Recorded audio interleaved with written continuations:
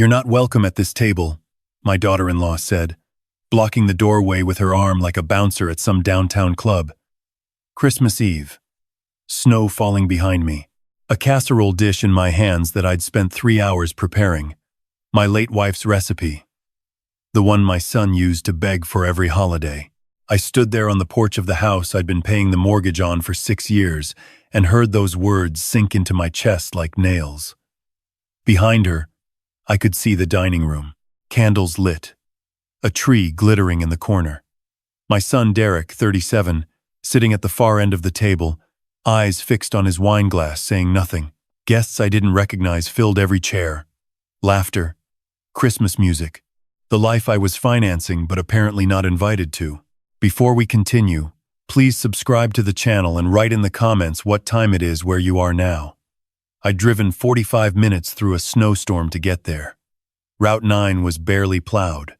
My truck fishtailed twice near the Millbrook exit, and both times I gripped the wheel and thought about turning back.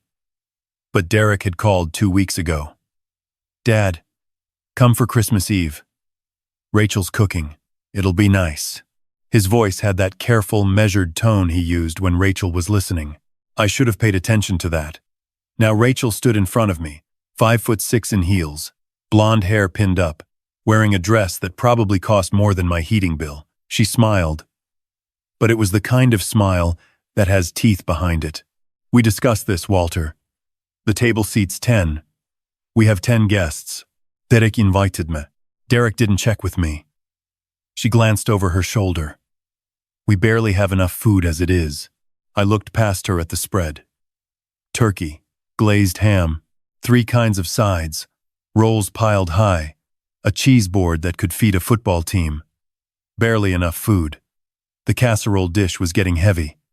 My arthritic wrists ached from holding it in the cold. I shifted my weight. I brought a dish, Helen's sweet potato casserole. Something flickered in Rachel's eyes. She'd never met my wife. Helen died 2 years before Derek married Rachel, but she knew the name carried weight in this family. "That's sweet." She didn't move. "But we really don't have space. Maybe you could leave that and we'll save you a plate. Derek can drop it off tomorrow." A plate. Dropped off. Like leftovers for a neighbor's dog. I looked past her again and caught Derek's eye. He looked away immediately, reached for his wine glass, drank deeply. A woman next to him laughed at something, touched his arm. Rachel's friend, maybe. The whole table was Rachel's world. Her colleagues from the marketing firm, her yoga friends, her sister and brother-in-law. Not one person I recognized. Not one person who knew my name. "Derek," I called. My voice carried into the warm room. Conversations paused. Faces turned. He stood halfway, caught between the table and the doorway, then sat back down. "Dad, maybe Rachel's right. It's tight tonight." 6 words. That's all it took to tell me where I stood. My own son choosing a seating arrangement over his father. I looked at the casserole dish in my hands. Helen's recipe, the one she'd taught me to make from memory after the diagnosis, sitting in the kitchen with a notebook, writing down every measurement because she knew I'd forget. "You'll need this for holidays," she'd said. "Promise me you'll keep making it." I set the dish down on the porch railing. "Merry Christmas," I said. I turned around and walked back through the snow to my truck. Nobody called after me. Nobody opened the door. I sat behind the wheel and watched the house through the falling snow. Through the dining room window, I could see Rachel carrying the casserole dish inside, setting it on the table, opening the lid, serving herself first. I started the engine and drove home. The apartment was dark when I got back. Small place, 1 bedroom, above a hardware store in town. I'd moved here after selling the family house to help Derek and Rachel with their down payment, $120,000, handed over without a contract because he was my son, and Helen would have wanted him settled. That was 6 years ago. The house was in Dutchess County, 3 bedrooms, good school district.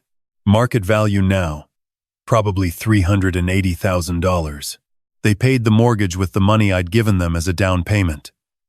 which meant I was effectively paying their mortgage with my retirement savings. I sat at the kitchen table in the dark for a long time.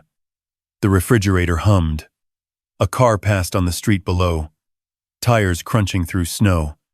I didn't turn on the lights, didn't eat, just sat there feeling something shift inside me, like a foundation cracking. It wasn't just tonight. Tonight was just when I finally heard it. The sound of a door closing that had been slowly shutting for years. I pulled out my laptop and opened a spreadsheet. I'm an accountant. Retired. But once an accountant, always an accountant. Numbers don't lie, and numbers don't leave you standing on a porch in a snowstorm. Down payment gift. $120,000. Monthly help with utilities they claimed they couldn't cover. $400 a month for 3 years. That's $14,400. Emergency loans. Rachel's car accident. Not covered by insurance. $8,000. Derek's failed restaurant venture. A burger joint that lasted 11 months. $35,000 I gave him as a business investment. He'd signed a promissory note. Notarized, dated, witnessed by my neighbor Phil. That document was in my filing cabinet. More small amounts. Dental work. A vacation they said they'd pay back. Appliance repairs for the house I'd helped them buy. Another $9,000 in random transfers over the years. Total, $186,400. I stared at that number until my vision blurred. Then I closed the laptop and went to bed. Christmas morning. I woke at 5, which is normal. Helen used to tease me about it. You're the only man who treats retirement like a second job. I made coffee. Stood at the kitchen window. The snow had stopped. Clean white everywhere. Covering the parking lot, the rooftops, the dumpster behind the hardware store. My phone showed 3 missed calls from Derek. All after 11 p.m., after the party ended. 2 voicemails. I played them on speaker while I drank my coffee. First one. Dad, hey. Sorry about tonight. Rachel gets stressed with hosting. You know how she is. Call me back. Merry Christmas. Second one. His voice lower, slightly slurred. Dad, please don't make this a thing. She didn't mean it like that. We'll have you over for New Year's. Okay? Just call me. I deleted both and opened my browser. Typed New York property law, gifted down payment recovery. Then promissory note enforcement New York. Then how to protect assets from family. I read for 3 hours. Took notes on a legal pad in my neat accountant's handwriting. The coffee went cold. I didn't notice. By 9 o'clock, I had a plan. Not revenge. I don't believe in revenge. I believe in consequences. The day after Christmas, I called Arthur Baines. He'd done legal work for my accounting firm for 20 years. Semi-retired now, but sharp. Answered on the second ring despite the holiday week. Walter, it's been a while. How are you? I need legal help. Today if possible. What kind? My son owes me $35,000 on a promissory note. I also gave him $120,000 for a house down payment 6 years ago. I want to know my options. Silence. Then, the note. That's straightforward if it's properly executed. The down payment is more complicated. Was it documented as a gift or a loan? It was a check with down payment help in the memo line. That's ambiguous. Could go either way. Come in tomorrow morning. Bring everything. I spent the rest of the day organizing documents. Bank statements going back 6 years. The promissory note in its folder. Every check I'd written. Every transfer receipt. I am an accountant. I keep records the way other people keep photographs. Every dollar accounted for. Arthur's office smelled like old leather and printer toner. He read through my documents for 40 minutes without speaking. Then he removed his reading glasses and looked at me. The promissory note is enforceable. $35,000. Signed, notarized. Statute of limitations in New York is 6 years for written contracts. You're within the window. The down payment is harder. Without a written loan agreement, a court could interpret it as a gift. However, the pattern of financial support, combined with the note, establishes a relationship of dependency. We could argue implied loan. What about the house? You don't own it. Their names are on the deed. But if we can establish that the down payment was a loan, we could place a lien on the property until repayment.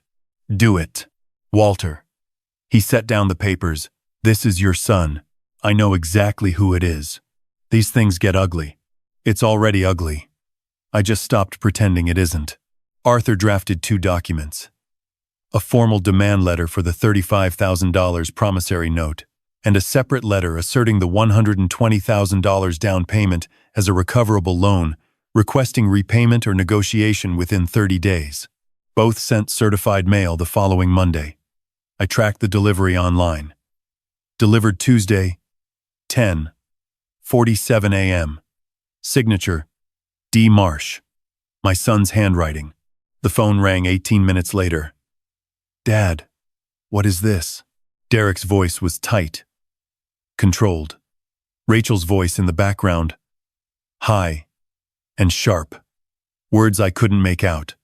Legal correspondence. Read it carefully. You're demanding money? On Christmas week? Are you serious? The note is 3 years old. You haven't made a single payment. Because it was family money. You were helping us. I was helping you. Now I'm asking for what I'm owed. Rachel grabbed the phone. I could tell because the background noise shifted and her voice came through clear and hard. Walter, this is absurd. You gave that money willingly. You can't just demand it back because you had a bad Christmas. The promissory note is a legal contract. Your husband signed it. That was a formality. Everyone knew it was a gift. Then why did he sign a promissory note? She didn't have an answer for that. Derek took the phone back. Dad, please. Let's just sit down and talk about this. You have 30 days. That's what the letter says. I hung up. My hand was shaking. Not from anger. From the effort of holding steady against my own son's voice. The next 3 weeks were a siege. Derek called daily. Rachel called twice. Each time more hostile than the last. They tried different approaches. Derek played the grief card, said I was acting out because I missed Helen. Rachel tried guilt, reminded me that I'd sold the family house voluntarily. Derek's friend Mike called once, said I was being unreasonable, that family doesn't put family through legal threats. I didn't waver. 30 years of accounting had taught me one thing. Emotions make bad ledgers. Stick to the numbers. On day 22, Arthur called with news that changed everything. Walter, I ran a title search on the property as part of our lien preparation. Something came up. What? There's a second mortgage on the house. Taken out 14 months ago. $95,000 home equity line of credit. My stomach dropped. I didn't know about that. You wouldn't. You're not on the title. But here's the issue. They used the property as collateral, property that was substantially purchased with your money. The HELOC was taken out by Rachel alone. Derek's signature isn't on it. Rachel took out $95,000 without Derek knowing? It appears so. The lending institution is Hudson Valley Federal. I have a contact there. Off the record, the account is in arrears. 3 missed payments. I sat down heavily. They're about to lose the house. If the HELOC defaults, yes. The primary mortgage is current, barely. But 3 missed payments on the equity line triggers acceleration. The full $95,000 becomes due. Where did the money go? That's the question. $95,000 doesn't just vanish. I found out where it went 3 days later. Not from Arthur. From my granddaughter. Lily called me on a Saturday afternoon. She was 9 years old, sharp as a tack, and the only person in that household who still treated me like family. She called from her tablet, whispering, "Grandpa, are you mad at us?" "Never mad at you, sweetheart. Mommy says you're trying to take our house." That's not exactly right. She's been going to a building downtown a lot. The tall one with the glass doors. She goes when Daddy's at work. I looked it up. It's a law place. My blood ran cold. "Lily, do you know the name on the building?" "Cantrell something." Cantrell and partners. Is mommy in trouble? I told her everything was fine. That grown-ups sometimes have disagreements. That I loved her. After she hung up, I called Arthur, Cantrell, and partners. What do they specialize in? I heard him typing. Divorce and family law. High asset cases. Walter, if Rachel hired them, she's planning to divorce Derek, and she took out $95,000 against the house to fund it, or to hide assets. Create debt that reduces the marital estate before filing. The scope of it hit me all at once. Rachel wasn't just rude, she wasn't just entitled. She was systematically looting the family. My money had bought that house. Rachel was draining its equity, planning to divorce my son, and positioning herself to walk away with everything while Derek and I were left with nothing. I told Derek the next day, called him to my apartment, made him coffee, set down the title search, the HELOC documents Arthur had obtained, the information about Cantrell and partners. He read them slowly. His face went white, then gray, then something beyond color, just emptiness. She told me the equity line was for home improvements. What improvements? He looked around the apartment as if seeing it for the first time. None. Nothing's changed in the house. $95,000, Derek. Where did it go? He pulled out his phone, scrolling through bank statements. His hands were shaking. I don't have access to her personal accounts. She handles the finances. You let your wife handle all the money and never asked questions. He looked at me. The defensiveness was gone. What remained was a man realizing he'd been asleep in his own life. What do I do? First, you get your own attorney. Not Cantrell. Someone who'll protect you and Lily. Second, you stop telling Rachel anything about our legal matters. Third, you help me understand every dollar that moved through your household. Dad, I'm sorry. Don't apologize to me. Get angry at the right person. The next 2 weeks moved fast. Derek hired his own attorney, Margaret Hollis, who specialized in contested divorces. Arthur and Margaret coordinated. The picture they assembled was devastating. Rachel had been siphoning money for over 2 years. The $95,000 HELOC was just the largest piece. She'd also opened 3 credit cards in Derek's name without his knowledge. Total debt, $31,000. She'd been transferring small amounts from their joint savings to a personal account at a different bank. $200 here, $500 there. Over 2 years, it totaled $22,000.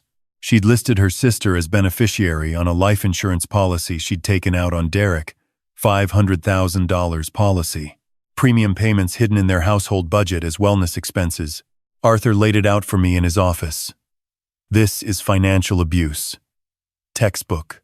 She's been preparing to leave for at least 2 years. Stripping assets. Building hidden reserves. Creating debt in his name. What about my money? The $120,000 down payment? With the fraud evidence, we have a much stronger case. A judge is going to look at this pattern and see a predator. Your claim for the down payment recovery becomes part of the larger picture of Rachel's financial manipulation. And the promissory note? Derek's willing to acknowledge it. Arrange a payment plan. That's actually good. Shows good faith. The confrontation came on a Thursday evening in February. Not planned. Rachel found the documents Derek had been hiding in his car. She stormed into the house while he was giving Lily a bath. He heard her screaming from upstairs and came down carrying Lily wrapped in a towel. She'd found everything. The attorney's correspondence. The HELOC investigation. The credit card fraud documentation. You went through my things? Rachel's voice hit octaves I'm sure the neighbors could hear. You opened credit cards in my name. That's for our family. You're planning to divorce me. You hired Cantrell. She went silent. The kind of silence that has calculations running behind it. Who told you that? Does it matter? It was your father, wasn't it? That meddling old man. I should have cut him off years ago. Derek shut Lily down. Go to your room, sweetheart. Take your tablet. The girl ran upstairs. He waited until her door closed. You took $95,000 out of our house. Money my father helped us buy. Our house. My equity too. Equity built on my father's $120,000. Money you told me to never pay back. Remember? You said, he gave it as a gift. Don't insult him by trying to repay it.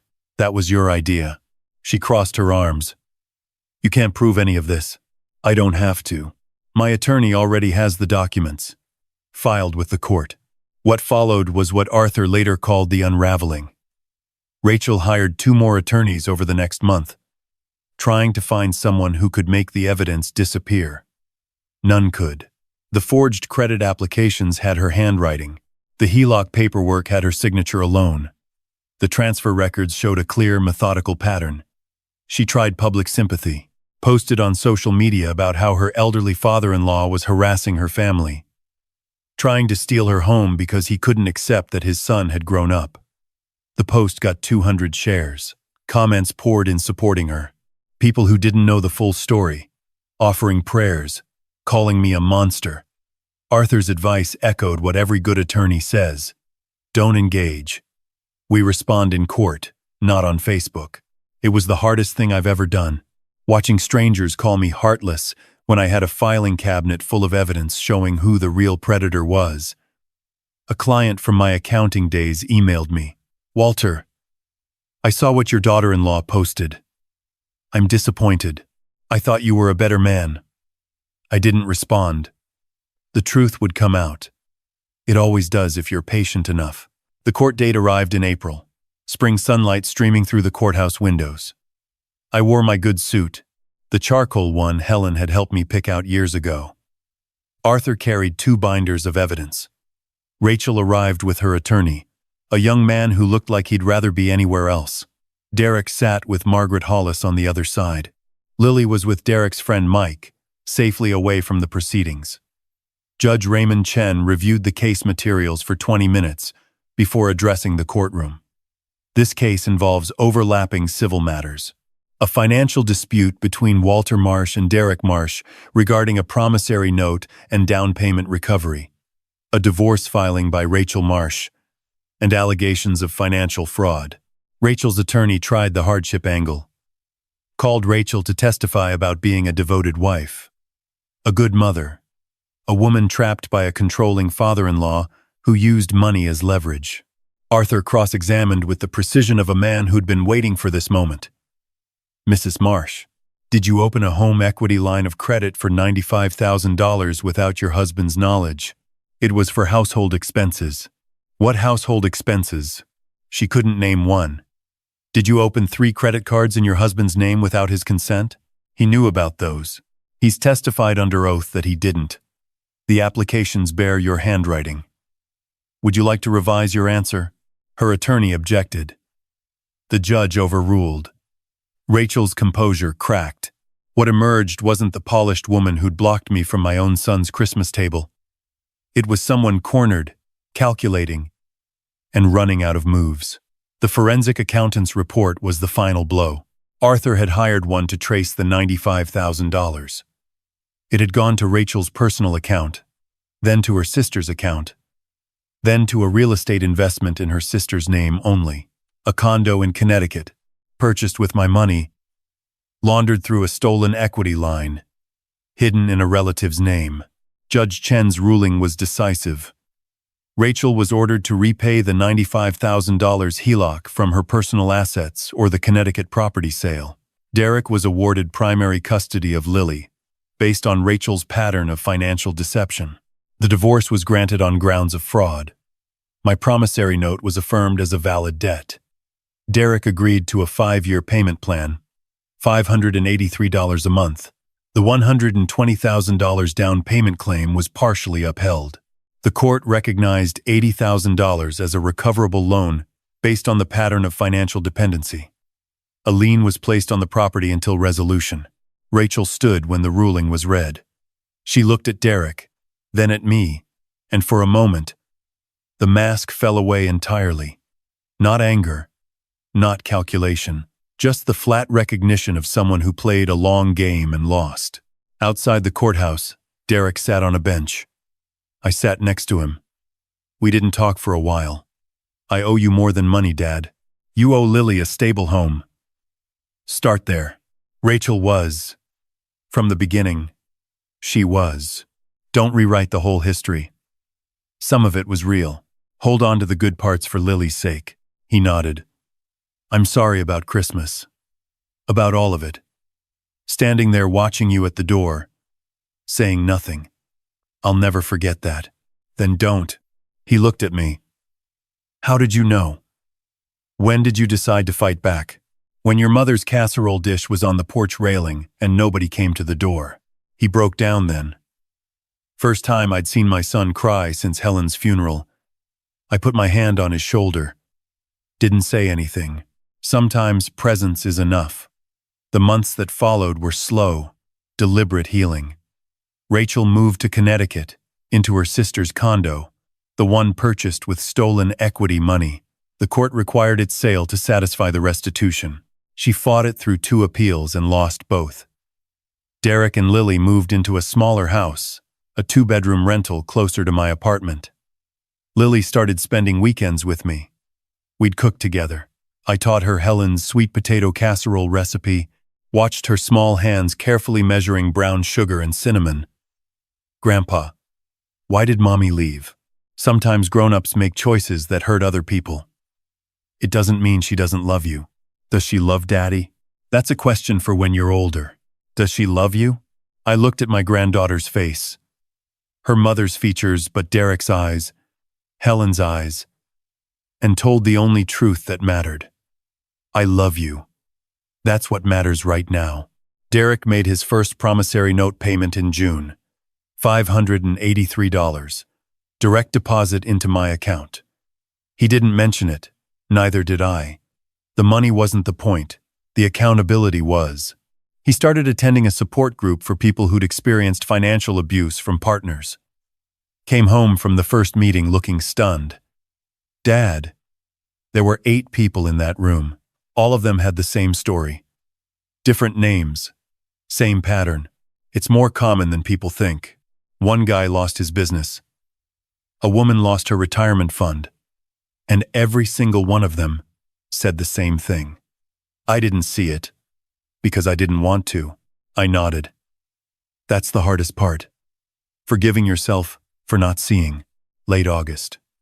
Heat breaking finally. I stood on my apartment's small balcony with morning coffee, watching the town wake up. Phil from next door waved from his garden. Looking good, Walter. Haven't seen you this relaxed in years. Feels strange being relaxed. What changed? I stopped carrying weight that wasn't mine. My phone buzzed. Photo from Derek. Lily's first day of 4th grade. New backpack. Gap-toothed grin. Standing in front of the smaller house that was theirs. Honestly theirs. No hidden debt.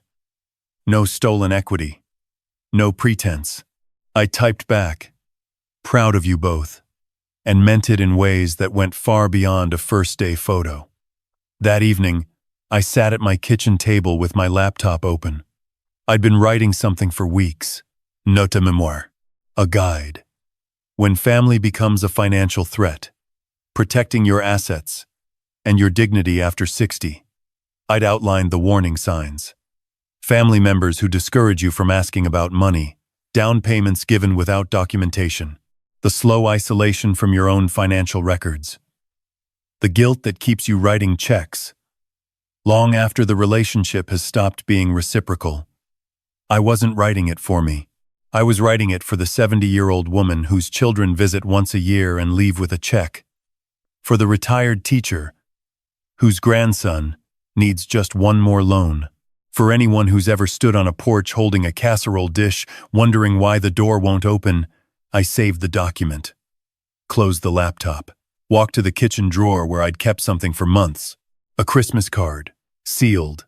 Never sent. On the front, a winter scene. Snow falling on a farmhouse. Inside, I'd written a message back in December, the night I was turned away. Merry Christmas. I hope you enjoy the casserole. Love. Dad. I tore it in half. Then quarters. Then dropped the pieces in the trash. The sound was small, Paper against plastic. Ordinary. Derek called that night. Dad. Lily wants to know if you're coming for Sunday dinner. Who's cooking? Lily says she's making the casserole. Your recipe. She says she doesn't need help. I smiled. First real smile in months. Tell her I'll be there at 5. And tell her I'm bringing dessert. Real dessert? Not store-bought? Real dessert. Helen's apple cobbler. Dad. Yeah? Thank you. For not giving up on us. I stood at the window, watching the last light of summer fade over the rooftops. Somewhere in Connecticut, Rachel was dealing with the consequences of her choices. I didn't think about her much anymore. Somewhere in that small rental house, my granddaughter was practicing a recipe she'd learned from a grandmother she never met, passed down through a grandfather she almost lost. I stayed at the window until the streetlights came on. The town settled into evening. Kids riding bikes. A dog barking somewhere. Ordinary sounds of ordinary life. Tomorrow, I'd finish the guide. Tomorrow I'd call Arthur about updating my estate plan. Real protections this time. Trusts. Clear documentation. Nothing left to ambiguity or good faith. Tomorrow I'd check Derek's payment, confirm it posted, file the receipt. But tonight I'd just stand here and breathe. Love doesn't require self-destruction. That's what Helen would have said. That's what I finally learned. Not from a book. Not from a lawyer.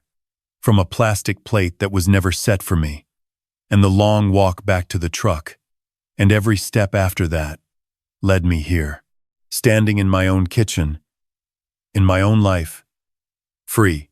If you like this story, please like this video, subscribe to the channel, and share your impressions of this story in the comments. To listen to the next story, click on the box on the left. Thank you for watching.